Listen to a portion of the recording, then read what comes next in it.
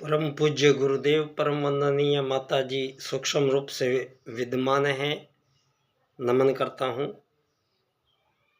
विश्व मानव को प्रणाम करता हूँ।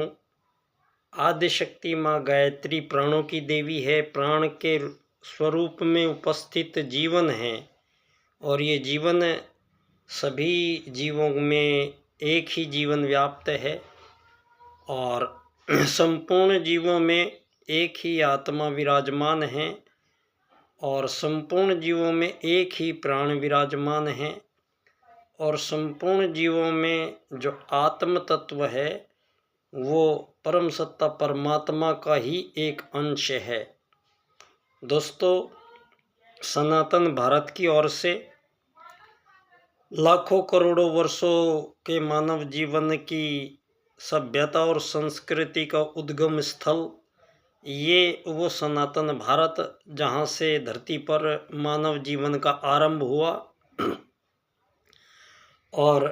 मानव जीवन के प्रथम आगमन काल के समय ही मानव का परिचय और मानव का लक्ष्य ये अनादिकाल से ही, प्रारंभ काल से ही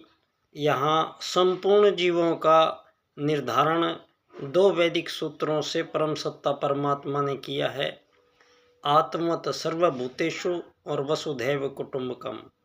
इन दो वैदिक सूत्रों के अनुसार यहाँ मानव का भी आगमन धरती पर होता है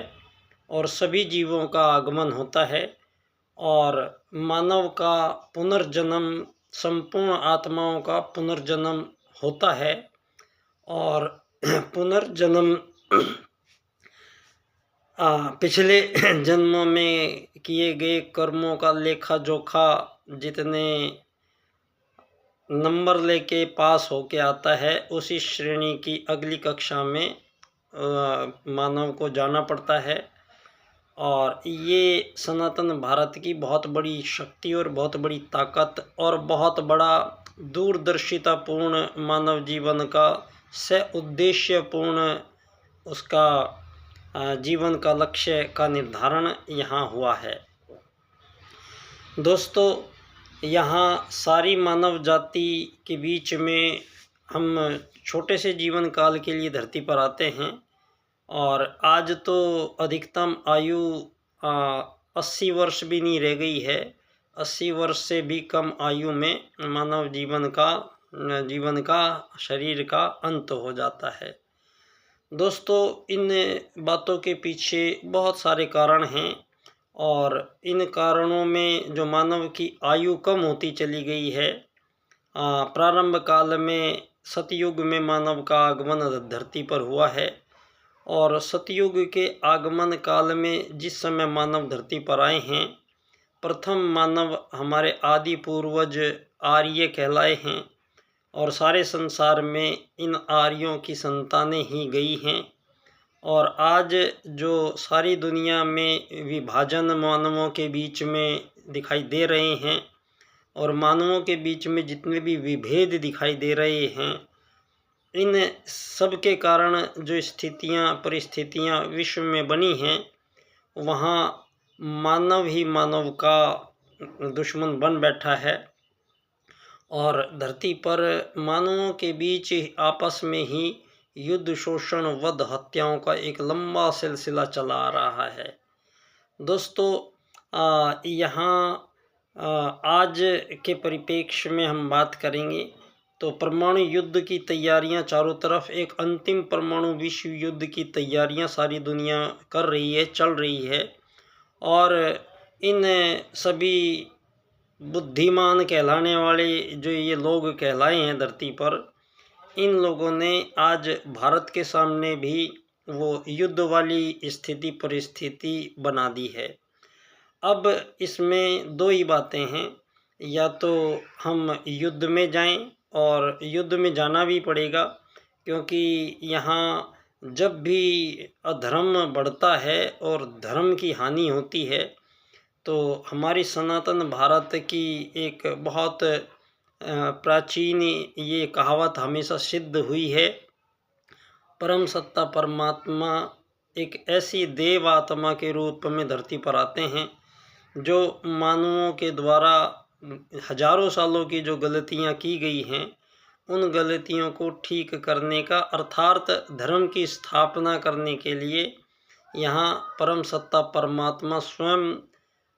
एक मानव देह में आते हैं। तो वैसे भी मानव देह में जितने भी मानव देह में जीवन हैं, और वो सब एक ही आत्मा है और सब परमात्मा का ही अंश है। और यहाँ कोई विशेष नाम दे देने से या कोई विशेष तरीके का विशेष मानव बन के नहीं आते हैं। यहाँ हमारे जैसे ही शरीर में वो मानव देहधारी आए हैं, और जब भी उलझी हुई परिस्थितियाँ मानवों के सामने आई हैं, उन उलझी हुई परिस्थितियों को ठीक करने का दायित्व भी उस परम सत्ता परमात्मा ने उन देवात्माओं के माध्यम से संपन्न किया है। यहाँ 9 बार धरती पर उस परम सत्ता परमात्मा को अवतार लेकर आना पड़ा है, और सारी दुनिया में मानवों के बीच तमाम प्रकार के जो भी स्थिति परिस्थिति विकराल रूप धारण करती हैं, उन सभी स्थितियों को मानवों के सामंजस्यपूर्ण परिस्थितियों में कन्वर्शन देने के लिए यहाँ युग परिवर्तन होता है। दोस्तों, युग परिवर्तन जो शब्द है, ये कोई मानव के बस की बात नहीं है, और मानव कोई इसका प्रयोग कर भी नहीं सकता है। यहाँ वो स्वयं महाकाल सत्ता हमारे गुरुदेव बन के आए हैं इस बार, और उन्होंने आते ही यहाँ पर युग परिवर्तन का उद्घोष किया है। उस समय जहाँ सारी दुनिया पिछले 100, 150, 200 सालों में एक अलग तरह की दुनिया का निर्माण करने में व्यस्त है, और जो त्रुटिपूर्ण अवधारणाओं पर, त्रुटिपूर्ण राजनीतिक वाद पर टिकी हुई एक ऐसी पद्धति का उन्होंने सारी दुनिया में प्रचार प्रसार किया है, जो मानवों के बीच विभेद का कारण है। मानवों के बीच जो युद्ध शोषण वध हो रहे हैं, इन सब का कारण मानवों के द्वारा अपनाई गई वो जीवन पद्धति है, जो जीवन पद्धति कृत्रिम रूप से निर्मित की गई है।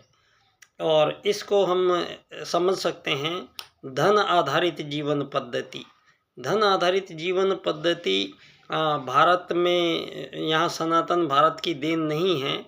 और धन नाम की कोई चीज़ यहाँ हमारे वेदों में कोई जिक्र नहीं किया गया है। और यहाँ सतयुग में मानवों का आगमन हुआ है, सतयुग के बाद में त्रेता द्वापर आए हैं, और ये कलयुग है। तो कलयुग का भी अब समापन का ये समय आ गया है, और परम पूज्य गुरुदेव ने युग परिवर्तन करने के पश्चात यहाँ सतयुग की वापसी का उद्घोष किया है। और सतयुग की जो परिस्थितियाँ थी उस पर चिंतन करना भी जरूरी हो जाता है। सतयुग में ना कोई राजा था, ना कोई प्रजा, ना कोई दंड, ना कोई दांडिक। यहाँ मानव का मानव से कोई भी बैर भाव, मानव का मानव से कोई दुश्मनी, मानव की मानव से कोई प्रतिस्पर्धा नहीं है, क्योंकि यहाँ प्रत्येक आत्मा अपना एक जीवन काल लेकर धरती पर आती है, और जब तक उसका वो जीवन चलता है, जब तक उसको कोई मार नहीं सकता है, जब तक वो प्राण आदि शक्ति माँ गायत्री के प्राण उस मानव देह में आते रहते हैं, तब तक किसी भी मानव का कोई उसका कोई कुछ बिगाड़ नहीं सकता है। तो प्रत्येक मानव जो भी आता है धरती पर, वो अपना समय लेकर आता है। दोस्तों, अपने अपने समय को लेके आए हुए मानव धरती पर जितने भी हैं, इनको देखा जाए तो दोनों वैदिक सूत्रों के अनुसार संपूर्ण जीवों के साथ मानव का भी इस धरा पर आगमन, रहन सहन और मानव का धरती से रुखसत, ये सारी चीज़ें होती हैं। लेकिन केवल 2 ही वैदिक सूत्र इसका निर्धारण करते हैं, आत्मवत सर्वभूतेषु और वसुधैव कुटुंबकम। दोस्तों, आत्मवत सर्वभूतेषु का सूत्र बहुत पहले ही मानव का परिचय उसको समझा चुका है, मानव का लक्ष्य उसको समझा चुका है और संपूर्ण जीवों के लक्ष्य वो समझ चुके हैं और वो आज तक समझे हुए हैं। चिड़िया, तोते, हाथी, कबूतर, शेर, बंदर, मोर, मधुमक्खी, चींटियाँ सब आत्मवत् सर्वभूतेषु के सूत्र के अनुसार आपस में व्यवहार करते हैं। और मानव कोई भी जीव, एक ही प्रजाति के जीव सब झुंड में रहते हैं, परिवार बनाकर रहते हैं, इकट्ठे रहते हैं और सभी जीव में जो क्रियाएं चल रही हैं वो सब में समान क्रियाएं होती हैं। भूख लगना, नींद आना, उसको प्यास लगना, उसको बच्चे पैदा करना, अपने बच्चों की सुरक्षा रक्षा करना, उनको भोजन देना, ये जो भावना है, ये चाहे वो छोटा जीव है चाहे वो बड़ा जीव है, ये भावना परमात्मा की दी हुई वो भावना है जो प्रत्येक आत्मा में विराजमान है। अब वो आत्मा किस शरीर में जाएगी, उस शरीर की भाषा, बोलचाल, खान पान, जीवन की आयु उनकी सबकी भिन्न भिन्न है। और उसी अपनी प्रजाति के जीवों में आपस में ना तो कोई गुलाम, ये जो मानव के बीच में 4 शब्दावलियां यहाँ प्रयोग की गई है, ये मानवीय षड्यंत्र है। यहाँ मानवों में किसी भी प्रकार का ना तो कोई गुलाम होता है, बनाया जा सकता है, ना कोई किसी को आज़ाद कर सकता है। तो ये जो पद्धति अपनाई गई है पश्चिम के द्वारा और अन्य उन असुरों के द्वारा, उन अनार्यों के द्वारा, जो हैं तो सारे के सारे उन आर्यों की ही संतान, लेकिन विभिन्न प्रकार के 2500 सालों में मानवों के द्वारा कुछ धर्मों का निर्माण किया गया है।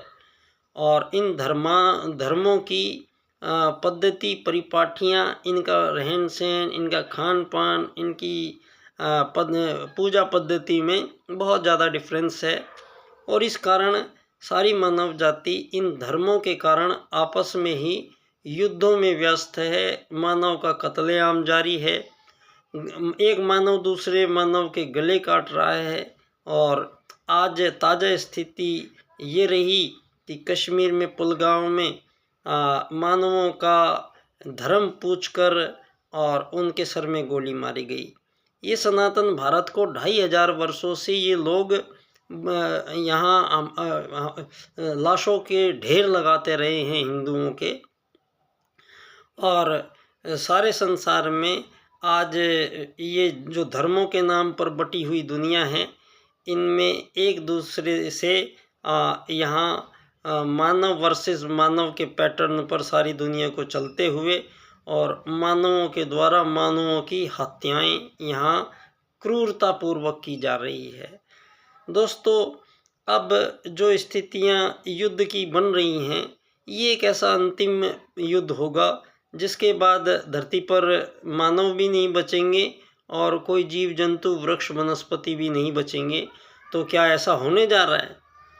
तो ये जो चारों तरफ की स्थितियां आपको दिखाई दे रही हैं, ये बताती हैं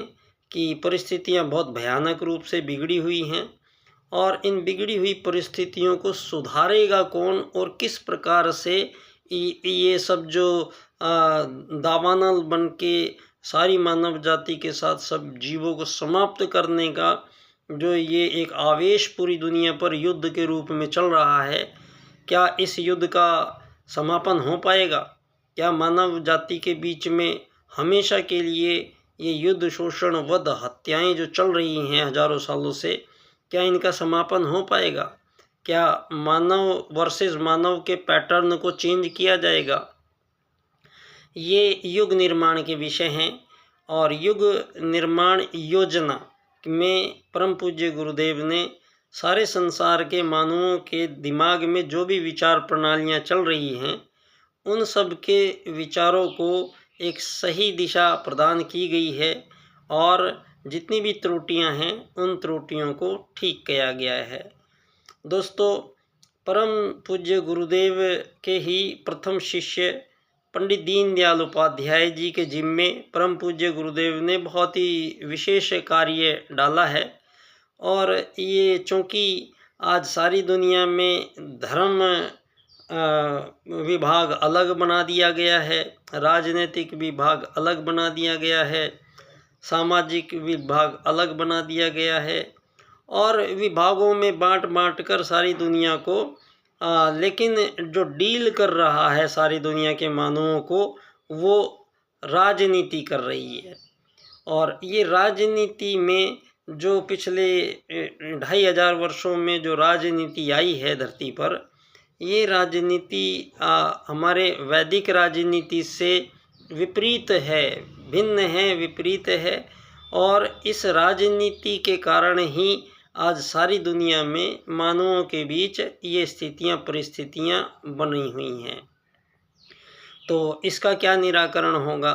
दोस्तों, युग परिवर्तन है, तो युग परिवर्तन में आखिर बदलने वाला क्या है? वो किस प्रकार से मतलब दुनिया में ये युग बदल रहा है, जो इसमें क्या वो चीज़ें हैं जो बदल रही हैं, इस पर हम चिंतन करेंगे। और मेरा विषय पंडित दीनदयाल उपाध्याय जी, जिन्होंने इस सारे संसार में जो राजनीति चल रही है, इस राजनीति का पटाक्षेप किया है और एक ऐसी राजनीति का निर्माण पंडित दीनदयाल उपाध्याय जी ने किया है जहां सारे मानवों के बीच, सारे संसार के मानवों के बीच जो युद्ध, शोषण, वध, हत्याओं का ये लंबा सिलसिला चल रहा है, इन सब का समापन करने वाले सूत्र प्रदान पंडित दीनदयाल उपाध्याय जी ने किए हैं। बदकिस्मती ये है कि आज इनके राजनीतिक सूत्रों पर कोई चर्चा नहीं हुई है और इन्होंने जनसंघ की स्थापना की थी। तो यहाँ एक बात और दिमाग में आ जानी चाहिए,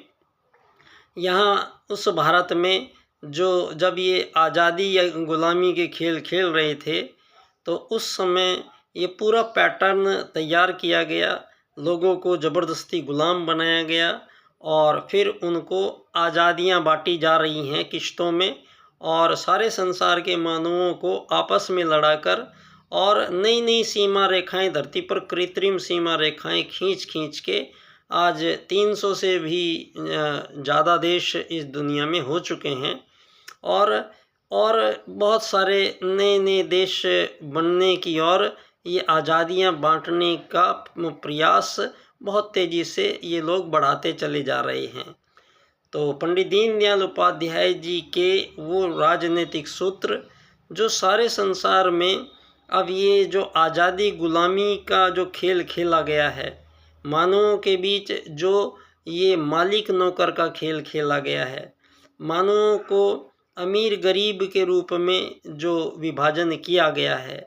ये सब कृत्रिम रूप से मानवीय षड्यंत्र है और इन मानवीय षड्यंत्रों का राजनीति के महापंडित पंडित दीनदयाल उपाध्याय जी ने 4 राजनीतिक सूत्र आज विश्व राजनीति के सम्मुख प्रस्तुत किए हैं। जितने भी मानवों में विभेद है, विभाजन है, ये हम साबित करने की स्थिति में आ चुके हैं कि सनातन भारत से ही मानव का आगमन इस धरा पर हुआ है। वो लोग आर्य कहलाए हैं और वो आर्यों में से ही सारे संसार में लोग गए हैं और आज सारी दुनिया में जितने भी लोग रहते हैं, चाहे वो काले गोरे हों, चाहे वो कोई भाषा बोलते हों, चाहे कुछ पहनते हों, चाहे उनके खान पान अलग हो, लेकिन उन सब के बीच में जो आज सारी दुनिया में ये पूंजीवाद धन आधारित जीवन पद्धति को पिछले 2500 वर्षों से पल्लवित पोषित किया गया है और पिछले 300-400 साल में इसको इम्प्लीमेंट दिया गया है। इस बात को पंडित दीनदयाल उपाध्याय जी अपने एकात्म मानववाद के राजनीतिक सूत्र में मानव की परिचय को पुनः सारे विश्व की राजनीति बाद में करते हैं, पहले मानव का परिचय क्या है सारी दुनिया में, इस परिचय को स्थापित करते हैं। और ये जो पूंजीवाद का जो प्रचार प्रसार किया गया है, ये मानवों को केवल एक भौतिक जीव शरीर मानता है और भौतिक जीव शरीर के लिए जो भी आवश्यकताएं हैं, रोटी, कपड़ा, मकान, चिकित्सा, स्वास्थ्य, सम्मान, दुकान, ये जो आवश्यकताएं हैं, ये मानव का लक्ष्य बना दिया गया है और इस मानव को के लक्ष्य को मानवों के बीच का ही संघर्ष घोषित किया गया है और मानव वर्सेस मानव के पैटर्न पर एक मानव दूसरे मानव से छल शोषण कर रहा है, झूठ बोल रहा है। एक मानव दूसरे मानव को जहर खिलाने पे उतारू है और सारी मानव जाति आज इस धन आधारित जीवन पद्धति के कारण किसी को कोई उपाय ऐसा नज़र नहीं आता कि सारी मानव जाति के बीच जो ये तमाम प्रकार के विभेद और विभाजन हैं, इनका कैसे निराकरण किया जाएगा।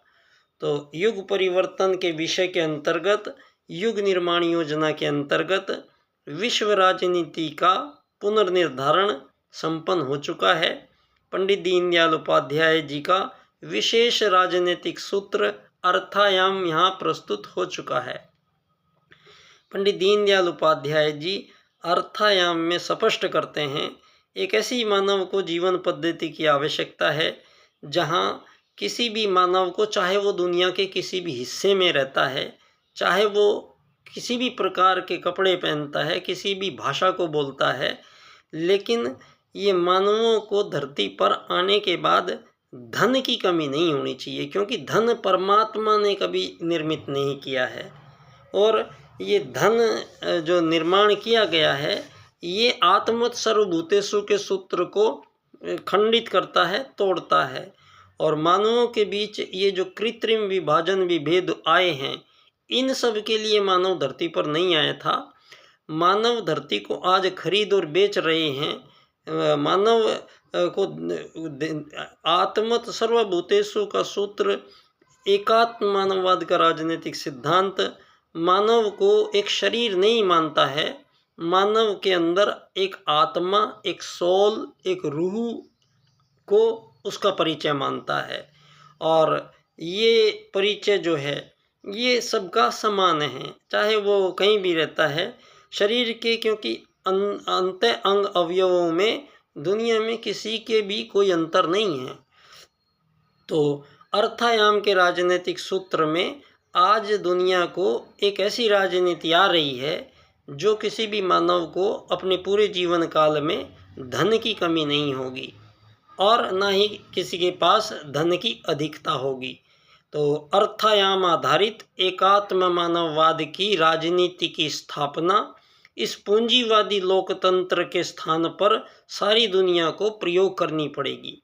और इसमें वसुधैव कुटुंबकम में हमें आना पड़ेगा और सारी दुनिया के मानवों को केवल एक आत्मा मानते हुए और धरती पर मानव को केवल धरती का एक यात्री मानते हुए और सारी दुनिया के सारे मानवों को एक समान यात्री मानते हुए यहाँ राजनीति का पुनर्निर्धारण संपन्न किया गया है, जिसमें